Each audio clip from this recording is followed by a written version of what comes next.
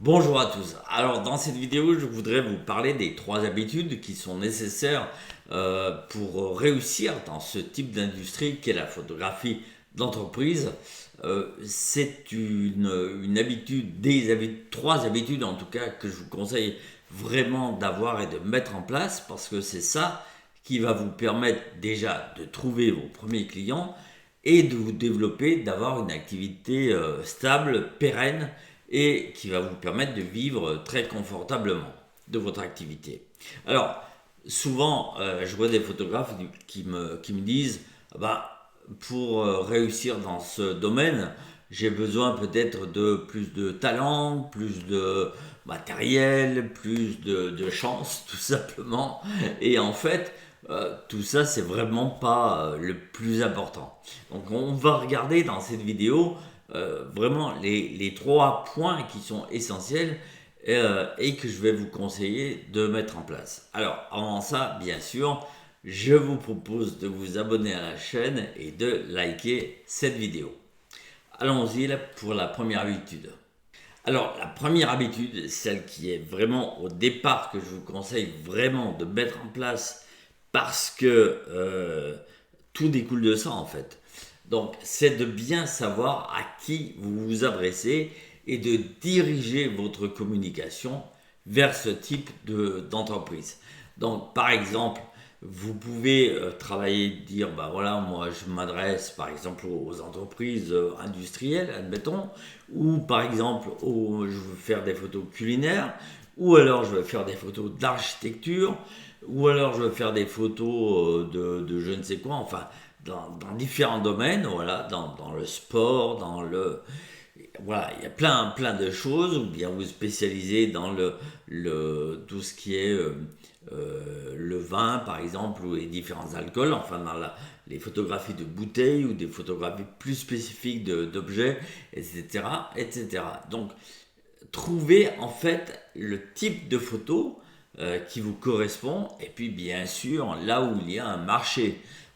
Parce que vous pouvez avoir un besoin, vous pouvez aimer par-dessus tout quelque chose, s'il n'y a pas le marché derrière, de toute façon, vous n'arriverez à rien.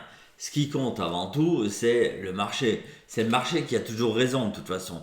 Donc, si vous vous positionnez sur quelque chose qui, a, qui se vend mal, eh bien, ça va pas fonctionner. Donc, regardez, faites une petite étude de marché, si vous voulez, autour de vous, pour savoir le type de besoin, le type de photos que vous pouvez offrir à vos clients et en tout cas qui sont recherchés par vos clients. Voilà. Donc ça, bien entendu, c'est ce qui détermine votre positionnement. Et qui dit positionnement, ou alors là vous êtes positionné vraiment sur un secteur précis, comme je le disais, eh bien, tout va découler de ça, votre communication, votre prospection, etc. Et puis bien sûr, ensuite, les recommandations qui vont avec. Donc, la première chose, je dirais, à mettre en place, plus qu'une habitude, c'est vraiment quelque chose à mettre en place. Alors, l'habitude, dans le sens où ne changez pas tous les 4 matins, travailler sur un secteur précis, alors ça peut être, je sais pas, n'importe quoi, admettons qu'on se dise, ben moi je veux travailler, je sais pas, dans l'immobilier, admettons, voilà, allez à fond sur cette niche-là, et puis au bout d'un moment, vous pourrez, voilà, offrir d'autres services. Mais si vous avez repéré que dans votre secteur d'activité, dans votre, comme on dit en marketing, dans votre zone de chalandise, il y a un besoin sur ce domaine-là, couvrez ce besoin et après, allez voir ailleurs. La deuxième habitude à mettre en place, c'est la visibilité. Il faut que vous soyez visible, il faut que vos clients vous voient 1 fois, 2 fois, 3 fois, 4 fois, 10 fois, 20 fois, voilà. Il faut que vraiment vous soyez présent auprès de vos futurs clients.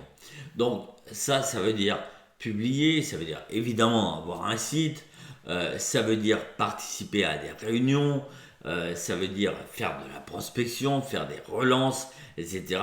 Bref, être présent dans leur tête hein, quand ils ont un besoin de photos qui n'est pas forcément immédiat, mais ils vont se dire, ah oui, ça, je peux peut-être en avoir besoin d'ici 15 jours, dans 2 mois, dans 3 mois, peu importe.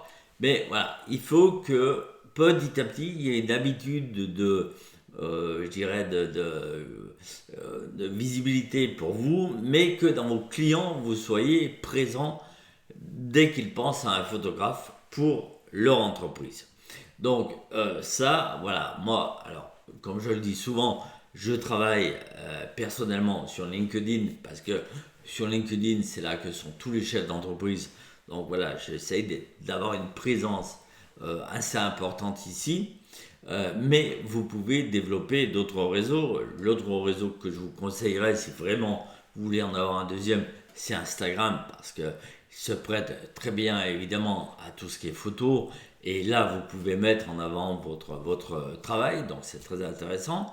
Mais je dirais que la base de chez base, c'est quand même LinkedIn. Parce que LinkedIn, ça va vous permettre d'identifier l'entreprise, d'identifier un décideur, de rentrer en contact avec ce décideur précisément et de lui proposer votre travail. Donc voilà, la démarche, elle est différente, alors que sur Instagram, vous avez une démarche plus passive, puisque vous postez vos photos et puis vous attendez que les gens les repèrent. Sur LinkedIn, c'est différent. C'est vous qui allez rechercher les entreprises, rechercher les dirigeants et vous envoyer précisément votre portfolio, par exemple, à des entreprises qui peuvent être vraiment intéressées par votre travail. La troisième habitude, alors là, c'est une habitude qui est assez difficile. Je parle en connaissance de cause parce que pour moi, c'est quelque chose qui était et qui est toujours assez difficile. Mais c'est vraiment indispensable quand même si on veut perdurer, c'est d'agir même si on n'a pas de résultats. Il faut vraiment comprendre que les résultats dans l'entreprise ne sont pas immédiats. Vous pouvez envoyer une communication, deux communications, faire de la prospection, des relances, etc., etc. Être hyperactif, aller à des réseaux, machin, être hyperactif. Et puis, vous voyez rien qui arrive. Et sincèrement, quelquefois, c'est un peu dur à encaisser. Mais c'est jamais dans le désert. Vous plantez des graines et à un moment donné, ça va donner. Donc, soyez là aussi présent. Voilà, c'est un peu la deuxième habitude qu'on a vue. Soyez présent dans la durée parce que ça finira par payer. Les gens, comme je vous disais, vont se dire ok, j'ai pas besoin tout de suite, mais peut-être que voilà plus tard. Donc, soit ils archivent le mail, soit c'est à vous à envoyer régulièrement du contenu pour que ils se rappellent de vous, essayez de rencontrer les gens au plus possible. Si vous travaillez ici, admettons, je ne sais pas, vous avez, comme moi par exemple, décidé de travailler avec les avocats, admettons, eh bien essayez de repérer ces gens-là où ils ont leurs habitudes. C'est-à-dire dans quel réseau ils font partie, dans quel café ils se retrouvent, enfin bon, peu importe, voilà, d'être présent, d'être visible, c'est super important.